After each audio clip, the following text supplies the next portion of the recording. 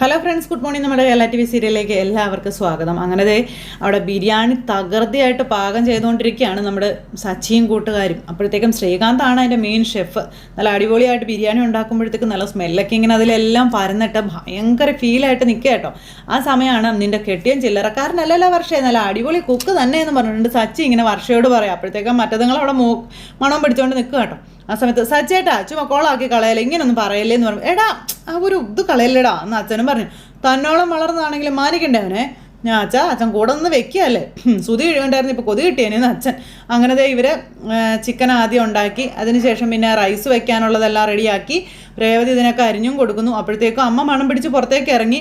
ആ സമയം എല്ലാം സമാസമം ചേർത്ത് നല്ല അടിപൊളി ബിരിയാണിയാണെന്ന് തോന്നുന്നതെന്ന് പറഞ്ഞുകൊണ്ട് ശ്രുതി. അപ്പോഴത്തേക്കും ശ്രുതിയും നല്ല ബിരിയാണിയുടെ വാസന അപ്പോൾ ഉണ്ട് എന്ന് ശ്രുതിയും എന്നും പറഞ്ഞു മണവും പിടിച്ച് ഇങ്ങനെ പാടിക്കൊണ്ട് നടക്കുകയാണ്. അതിലെ വായിക്കൂടെ വെള്ളം ഊറിയിട്ടാണെങ്കിൽ ഒരു രക്ഷയും ഇല്ല. ആ സമയത്ത് ചന്ദ്രമതിയോ എന്നും പറഞ്ഞുകൊണ്ട് ഇങ്ങനെ അവിടെ നിൽക്കും. അപ്പോഴത്തേക്കും മകൻ കണ്ണും അടിച്ച് മൂക്കിൽ മണവും പിടിച്ചിങ്ങനെ വരുന്നു. അപ്പോഴത്തേക്കും ശ്രുതിയും പിന്നാലെ ഉണ്ട്. മകൻ വന്ന് കണ്ണ് തുറക്കുമ്പോൾ കാണുന്നത് അമ്മയെ. അമ്മേ എന്നും പറഞ്ഞൊരു വിളി. എന്ന് പറഞ്ഞ അമ്മ ഇങ്ങനെ ചമ്മ നിൽക്കുക കേട്ടോ. അമ്മയും ബിരിയാണി കഴിച്ചുകൊണ്ടിരിക്കുകയാണോ എന്നിങ്ങനെ ശ്രുതി ചോദിച്ചു കേട്ടോ.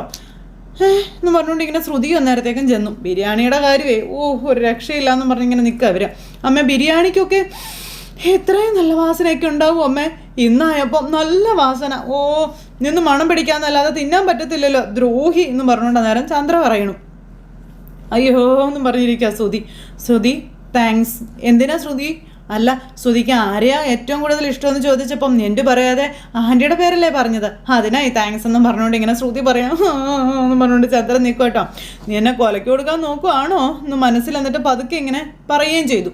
അപ്പോൾ എൻ്റെ പേര് പറഞ്ഞിരുന്നെങ്കിൽ എനിക്ക് ബിരിയാണി കഴിക്കാൻ പറ്റുമായിരുന്നു എന്നും അതുകൊണ്ട് താങ്ക്സ് പറഞ്ഞതെന്നും ശ്രുതി പറയുമ്പോൾ നീ കാരണം എനിക്കും പട്ടിണി കിടക്കേണ്ടി വന്നു.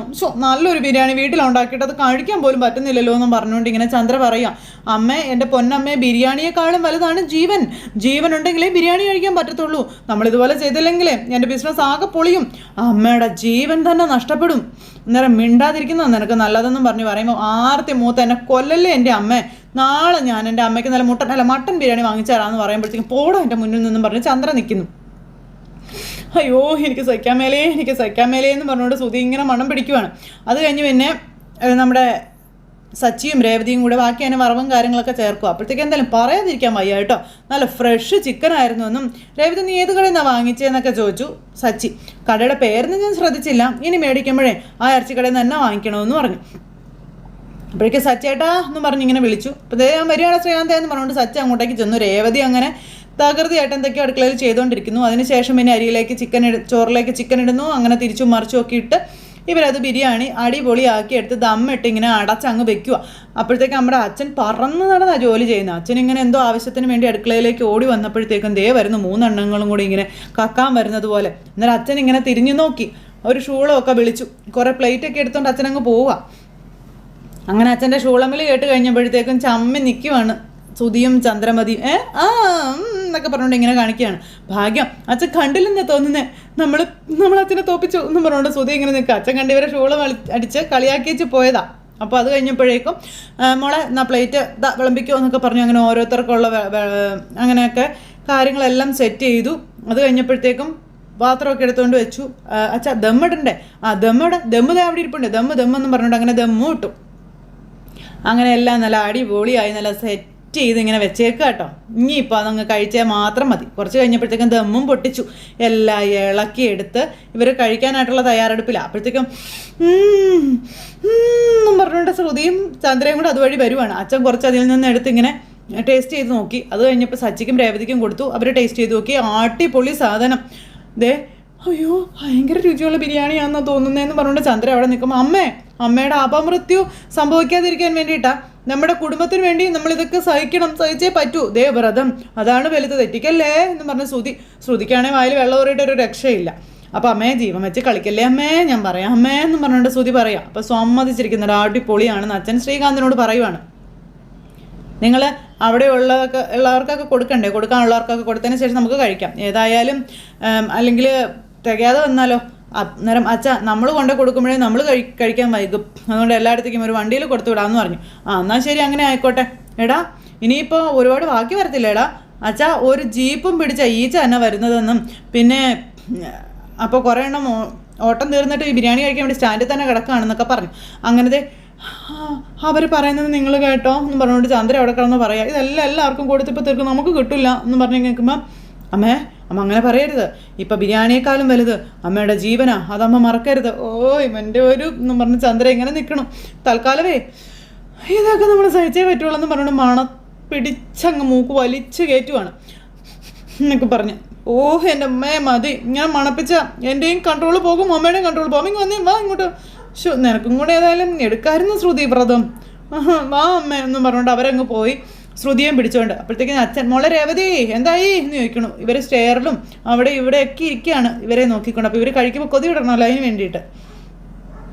ഇന്നൊരു പൊളിക്കണം എന്നും പറഞ്ഞു വേഗം ആ മോളെ എന്ന് പറഞ്ഞിട്ട് ചന്ദ്രയെ നോക്കി രവിയേട്ടൻ പറയാട്ടോ. അപ്പോഴത്തേക്കും നമ്മുടെ രേവതി ഒരു വലിയൊരു ബേസൺ നിറയെ ബിരിയാണി കൊണ്ടുവന്നു. ഇത് കണ്ടു കഴിഞ്ഞപ്പോഴത്തേക്കും സുധിയും ചന്ദ്രേ എന്നൊക്കെ പറഞ്ഞു ഇങ്ങനെ എന്തൊക്കെയോ കോട്ടയെ കാണിച്ചുകൊണ്ടിരിക്കുക. അപ്പോൾ സച്ചി അങ്ങോട്ടേക്ക് വന്നു. എടാ സച്ചി പാക്ക് ചെയ്തൊക്കെ അവർക്ക് കൊടുത്തു വിട്ടോ എന്ന് ചോദിച്ചു. അതൊക്കെ ഞാൻ എപ്പോഴേ കൊടുത്തു വിട്ടാച്ചാ, വർഷയുടെ സ്റ്റുഡിയോയിലേക്കും കൊടുത്തു വിട്ടോ എന്ന് പറഞ്ഞു സച്ചി.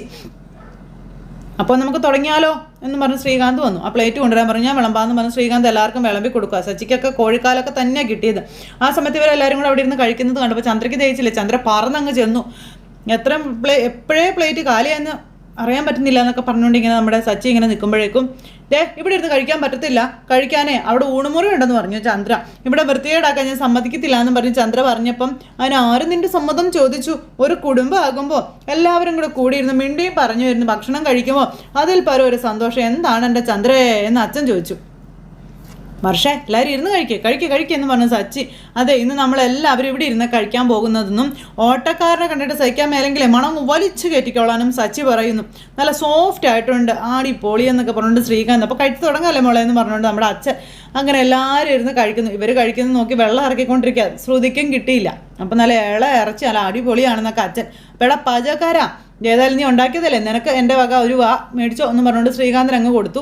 അത് കഴിഞ്ഞിട്ട് ഇങ്ങനെ സച്ചി പറന്ന് കിടക്കുകയാണ് ഇവരെ കാണിക്കാൻ വേണ്ടി. അച്ഛാ വേറെ ഒന്നും പറയാനില്ല അല്ലേ, ആടിപ്പൊളി നല്ല ടേസ്റ്റ് എന്നും പറഞ്ഞു സച്ചി. അല്ല ചന്ദ്ര നല്ല ബിരിയാണി ഒരു പ്ലേറ്റ് എടുക്കട്ടെ എന്ന് ചോദിച്ചു അച്ഛൻ ചന്ദ്രയോട്. നീ കഴിക്കാൻ പറഞ്ഞു. ഇല്ല, ഇങ്ങനെ നോക്കിയിരുന്ന കൊതി കിട്ടും, കഴിക്കുക വേണ്ട എനിക്ക് വ്രതമല്ലേ എന്ന് ചന്ദ്ര ചോദിച്ചപ്പം വ്രതമാണോ എന്നൊക്കെ പറഞ്ഞുകൊണ്ട് ഇവരിന്ന് കളിയൊക്കെ. ശ്രുതിയാണെ വയറും തിരുമ്മിക്കൊണ്ട് ഇങ്ങനെ ഇരിക്കുന്നു. ശ്രുതിക്ക് ഇതൊന്നും കണ്ടിട്ട് സഹിക്കുന്നുമില്ല. അപ്പം എടാ മോനെ ശ്രുതി, എടാ നിനക്ക് വേണോടാ നല്ല ഇളയ കോഴിയടാ എന്നൊക്കെ പറഞ്ഞുകൊണ്ട് അച്ഛൻ ഇങ്ങനെ പറയുമ്പം എനിക്ക് വേണ്ട ഞാൻ പലവട്ടം പറഞ്ഞല്ലേ, പിന്നെ ചോദിക്കുന്നത് എന്തിനാ, എനിക്ക് എൻ്റെ ആവശ്യമൊന്നുമില്ല എന്ന് പറഞ്ഞ് ഇങ്ങനെ ശ്രുതി അച്ഛനോട് ചൂടാകുമ്പം കഷ്ടമല്ല ഞങ്ങൾ കഴിച്ചപ്പോൾ ചോദിച്ചെന്നേ ഉള്ളൂന്ന് അച്ഛൻ. ഞാനും എൻ്റെ അമ്മയെ പോലെ വ്രതത്തിലാണ്. അപ്പോൾ വേണ്ടെങ്കിൽ പിന്നെ എന്തിനാണ് ഇവിടെ മണത്തുകൊണ്ടിരിക്കുന്നത്, രണ്ടുപേർക്കും കൂടെ എഴുന്നേറ്റ് ഇവിടുന്ന് എങ്ങോട്ടേലും പോയിക്കൂടെ എന്ന് അച്ഛൻ ഇങ്ങനെ ചന്ദ്രയോടും ശ്രുതിയോടും ചോദിക്കുന്നു. അപ്പോൾ നമ്മുടെ സച്ചി എന്ന് പറഞ്ഞ് ചിരിച്ചു. ഇന്ന് ഞാനൊരു പിടിക്കുമെന്ന് പറഞ്ഞുകൊണ്ട് ഇങ്ങനെ ഇതിലിട്ട് ഉരുട്ടിയൊക്കെ കാണിക്കുക നമ്മുടെ അച്ഛൻ. അപ്പോഴത്തേക്കും ശ്രീകാന്ത് ആ ചിക്കൻ കാലൊക്കെ എടുത്ത് ഇങ്ങനെ നോക്കുവാണ്, അതും ശ്രുതിയെ കാണിച്ചുകൊണ്ടേ. ശ്രുതി ഇങ്ങനെ നോക്കുമ്പോൾ പറഞ്ഞു ശ്രീകാന്തിൻ്റെ ഒരു ചിരിയും. അച്ഛാ രേവതി പുതിയ ബിസിനസ്സിലേക്ക് കാലെടുത്ത് വെച്ചല്ലോ, അതൊന്നും ഇവർക്ക് പിടിച്ചിട്ടില്ല എന്ന് ശ്രീകാന്ത് അന്നേരം പറയുക. അത് നീ പറഞ്ഞത് ശരിയാടാ മോനെ എന്ന് അച്ഛനും പറഞ്ഞു. പിന്നെ അവൾ പുതിയ ബിസിനസ് തുടങ്ങിയിട്ട് സന്തോഷത്തിലാണല്ലോ നമ്മൾ ബിരിയാണി വെച്ചത്. പിന്നെ ഇവരെങ്ങനെ അത് കഴിക്കാനാച്ചാന്നും സച്ചി ഇങ്ങനെ പറയുന്നപ്പം നിങ്ങൾ അതുകൊണ്ടാണോ കഴിക്കാത്തത്? അപ്പം അതുകൊണ്ടൊന്നും അല്ല, ഞങ്ങൾ വ്രതം എടുത്തു അതുകൊണ്ടാണ് കഴിക്കാത്ത ചന്ദ്ര രവിയേട്ടനോട് പറയുമ്പോൾ. അപ്പം ശ്രുതി മോളെന്താ കഴിക്കാത്തതെന്ന് ചോദിച്ചു. എന്നും പറഞ്ഞ് ഇങ്ങനെ നിൽക്കുക. അത് പിന്നെ ശ്രുതിക്ക് ബിരിയാണി ഇഷ്ടമല്ല എന്ന് ശ്രുതി പറഞ്ഞു. എനിക്കോ? അതാരാ പറഞ്ഞേ? എനിക്ക് എന്ന് ശ്രുതിയോട് ആരാ പറഞ്ഞേ? എനിക്ക് ബിരിയാണി കഴിക്കാം, ഞാൻ വ്രതമൊന്നും എടുത്തിട്ടില്ല എന്ന് ശ്രുതി പറയുമ്പോൾ പറഞ്ഞ് ചന്ദ്രയും ശ്രുതിയും കൂടെ ശ്രുതിയെ നോക്കുക. ഞാൻ കഴിക്കുന്നില്ല, അമ്മ വ്രതത്തിലാണ്, അപ്പോൾ എനിക്ക് വേണ്ടി നിനക്കും കഴിക്കാതിരുന്നൂടെ എന്ന് ചോദിച്ചു ശ്രുതിയെ. അതിന് എനിക്ക് വ്രതമൊന്നുമല്ലല്ലോ, ഞാൻ എടുക്കാം അല്ലേ എന്ന് പറഞ്ഞുകൊണ്ട് ഇങ്ങനെ പോയി ശ്രുതിയും എടുക്കണം. ശ്രുതി അത് കഴിക്കുന്നത് കണ്ടപ്പോഴത്തേക്കും അച്ഛനെ ചിരി വന്നു ഭയങ്കര ചിരി അച്ഛനായിരുന്നു. അത് ഇന്ന് നമുക്ക് ബിരിയാണി കഴിച്ചിട്ട് നാളെ വ്രതം എടുത്താലോ എന്ന് ചന്ദ്ര ചോദിച്ചു. അമ്മേ ദൈവകോപം പറയല്ലേ അമ്മേന്നും പറഞ്ഞു ശ്രുതി. ജീവഹാനി ഉണ്ടാകുമെന്ന് പറഞ്ഞ് നമ്മ മറന്നോ എന്നും പറഞ്ഞിരിക്കുക ചന്ദ്ര. അത് ശരിയാണെന്ന് പറഞ്ഞുകൊണ്ട് നമ്മുടെ രേവതിയും വർഷം കൂടെ എന്തൊക്കെയോ പറഞ്ഞിട്ട് അങ്ങോട്ടും ഇങ്ങോട്ടും പറയുക. അമ്മേ ഇന്ന് വ്രതം എടുത്തിട്ട് നമുക്ക് നാളെ കഴിക്കാം. ഞാൻ അമ്മയെ വലിയൊരു ഹോട്ടലിൽ കൊണ്ടുപോയിട്ട് മട്ടൻ ബിരിയാണി മേടിച്ചു തരാം, ഇത് ചിക്കൻ ആർക്ക് വേണം, അന്നേരം ഒന്ന് പോടാം അവിടെ നിന്ന് പറഞ്ഞുകൊണ്ട് ചന്ദ്രൻ ഇങ്ങനെ പറയാം. അപ്പോൾ ഇത് കണ്ടപ്പോൾ ശ്രീകാന്തിന് ചിരി വന്നു. ശ്രീകാന്ത് ഇരുന്ന് ചിരിക്കണം. അച്ഛാ ഒരു ലെഗ് പീസ് കൂടി ഇങ്ങോട്ടെ. അപ്പം നിനക്ക് ലെഗ് പീസ് വേണമെന്ന് ചോദിച്ചുകൊണ്ട് അച്ഛൻ ലെഗ് പീസ് എടുത്ത് സച്ചിക്ക് കൊടുത്തു. ഇവരുടെ മുന്നിൽ നിന്ന് സച്ചി ലെഗ് പീസ് ഇങ്ങനെ കടിച്ച് ചവച്ച് പറിച്ച് ഇവരെ കാണിക്കുകയാണ്. പറഞ്ഞൊരു ചിരിയൊക്കെ ചിരിച്ചു. എന്നിട്ട് ഇവർ രണ്ടുപേരെയും നോക്കിയേ. അന്നേരം നമ്മൾ വർഷ ഇതിനു മുൻപേ ഇതുപോലൊരു ബിരിയാണി ഞാൻ കഴിച്ചിട്ടില്ല എന്ന് പറയുമ്പം അവൻ്റെ കൈപ്പുണ്യം എന്ന് അച്ഛൻ അതേന്ന് വർഷ. ഷോ ദൈവമേ എന്ന് പറഞ്ഞുകൊണ്ട് ചന്ദ്രയും ശ്രുതിയും കൂടി ഇരിക്കുക. അപ്പോൾ നല്ല ടേസ്റ്റാ, നല്ല ബിരിയാണി എന്ന് പറഞ്ഞുകൊണ്ട് ശ്രുതിയും മോളെ നീ ഇച്ചിരി എടുത്ത് കഴിക്കാൻ പറഞ്ഞു. അച്ഛൻ ഞാൻ കഴിച്ചോളാം. അമ്മ ഇനി ഇവിടെ ഇരുന്നാലേ ഓരോന്നൊക്കെ കണ്ടും കേട്ട് നമ്മുടെ വ്രതം മുടങ്ങും, വന്നേ ഇങ്ങോട്ടൊന്നും പറഞ്ഞുകൊണ്ട് ശ്രുതി അച്ഛനെയും അമ്മയും വിളിച്ചുകൊണ്ട് പോകുമ്പോൾ എടാ പോവല്ലേടാ ഇതേ നല്ല അടിപൊളി പീസ് എന്ന് പറഞ്ഞ അച്ഛൻ. അപ്പോഴത്തേക്കും നമ്മുടെ ശ്രുതി അതവിടെ വെച്ചിട്ട് ഇവരുടെ പിന്നാലെ പോവുക. അപ്പം മണത്ത് ഇവിടെ ഇരിക്കുക, തിന്നണമെന്ന് ആഗ്രഹമൊക്കെ ഉണ്ട് എന്ന് അച്ഛൻ പറഞ്ഞപ്പോൾ നമ്മുടെ വയറിന് എന്തെങ്കിലും ആവോ എന്തോ എന്ന് പറഞ്ഞുകൊണ്ട് രേവതി. അപ്പോഴേക്കും അമ്മയും മോനും കൂടെ ഉമ്മറത്തേക്ക് വന്നു. അവിടെ വന്ന് ഇങ്ങനെ ഇരിക്കുക കേട്ടോ. ഹോ എന്നും പറഞ്ഞുകൊണ്ട് ഇങ്ങനെ നിൽക്കുക ചന്ദ്ര. അമ്മ ഒന്ന് ഇവിടെ വന്ന് ഇരിക്കുക അമ്മയെന്ന് പറഞ്ഞു ചന്ദ്രയോട് ശ്രുതി. എടാ നിന്റെ വ്രതം കാരണം കണ്ടില്ലടാ എല്ലാവരുടെ അഹങ്കാരം.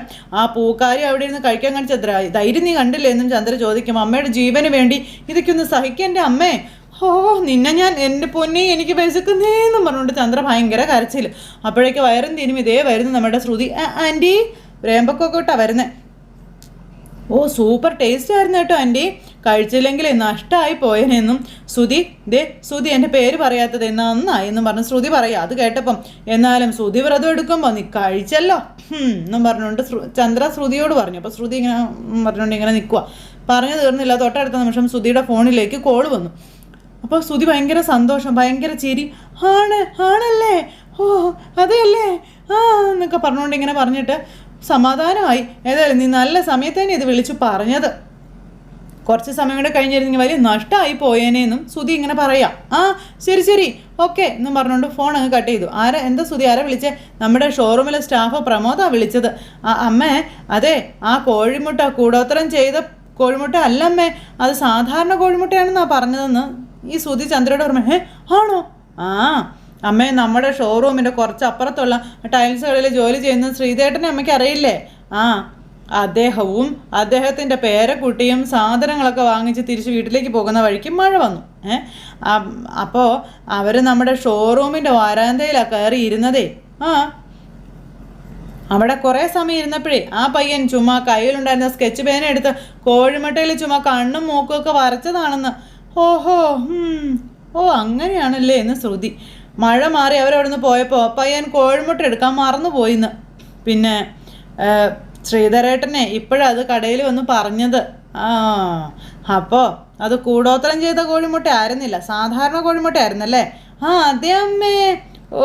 ഇതിനാണോടാ നീ എന്നെ കൊണ്ട് വ്രതം എടുപ്പിച്ചല്ലേടാന്ന് പറഞ്ഞ് ഇങ്ങനെ ചന്ദ്ര ദേഷ്യപ്പെടുമ്പോൾ ആൻറ്റി വെറുതെ വഴക്കടിച്ച് സമയം കളയാതെ അച്ഛത് ബിരിയാണി കഴിക്കാൻ നോക്കാൻ പറഞ്ഞു ശ്രുതി. അമ്മ എന്തിനാ ചുമ്മാ എന്നോട് ദേഷ്യപ്പെടുന്നത്? പകരം സന്തോഷിക്കുകയല്ലേ വേണ്ടത്? എന്തായാലും നമ്മുടെ രണ്ടുപേരുടെയും വ്രതം ഒഴിവായില്ലേ അമ്മേ? ഇനി നമുക്ക് അകത്ത് പോയി ബിരിയാണി കഴിക്കാമല്ലോ അമ്മേ. കുറച്ച് സമയം കൂടി കഴിഞ്ഞിരുന്നെങ്കിലേ ബിരിയാണി മിസ്സാവില്ലായിരുന്നോ? അതെ എന്നും പറഞ്ഞുകൊണ്ട് ചന്ദ്ര. അല്ല നിങ്ങൾക്ക് വിശക്കുന്നൊന്നുമില്ലേ? പിന്നെ വിശക്കുന്നുണ്ടോന്നോ? ഇനി ഞാൻ 3 ലെഗ് പീസ് അകത്താക്കും നോക്കിക്കോ എന്ന് പറഞ്ഞ് ചന്ദ്ര. എന്നാൽ ആൻറ്റി വേഗം ചെല്ലാൻ പറഞ്ഞു. അന്നേരത്തേക്കും ശ്രുതിയുടെ ഫോണിലേക്ക് മീരയുടെ കോൾ വന്നു. എന്താ മീരയെന്ന് ചോദിച്ചു ശ്രുതി ഫോൺ വിളിക്കുക. നിൻ്റെ വീട്ടിലേക്ക് വരാനോ? ഇപ്പം എന്താ കാര്യം എന്ന് വെച്ചാൽ പറയാൻ പറഞ്ഞു. ഫോണിൽ പറയാൻ എന്താ പറ്റാത്തേ? ഫോണിൽ പറയാൻ പറഞ്ഞു. എന്നാൽ ശരി ഞാൻ വന്നേക്കാമെന്ന് പറഞ്ഞു. ഇപ്പോൾ ഫോൺ കട്ട് ചെയ്തു. അങ്ങനെ ഓടിച്ചെന്ന് അടുക്കളയിലേക്ക് ഈ ചന്ദ്രയും ശ്രുതിയും കൂടി പാത്രം ഇങ്ങനെ നോക്കി നിൽക്കുക കേട്ടോ. അമ്മ അരച്ചരച്ച് നിൽക്കാതെ സാധനം എടുത്ത് പ്ലേറ്റ് എടുത്തേക്ക് താമേന്ന് പറഞ്ഞുകൊണ്ട് പ്ലേറ്റ് എടുത്ത് പാത്രം പൊക്കി നോക്കി. ഇപ്പോൾ ഉണ്ടാക്കിയ പാത്രം എല്ലാം കഴുകി വൃത്തിയാക്കി വെച്ചിരിക്കുക. അമ്മയും മോനും ഞെട്ടി അന്തം വിട്ട് കുന്തം മെഴുകി ഇങ്ങനെ നിൽക്കുമ്പോൾ രവിയേട്ടൻ വന്ന് നിന്ന് പൊട്ടിച്ചിരിക്കുന്ന ഒരു സിറ്റുവേഷൻ കാണിച്ച് ഇന്നത്തെ കഥ അവസാനിച്ചിട്ടുള്ളത്. അപ്പോൾ എല്ലാവരും കാത്തിരുന്ന് കാണണം കേട്ടോ. എല്ലാവർക്കും നല്ലൊരു ദിവസം ആശംസിക്കുകയാണെങ്കിൽ വീണ്ടും കാണുന്നത് വരെ എല്ലാവർക്കും ടാറ്റാ.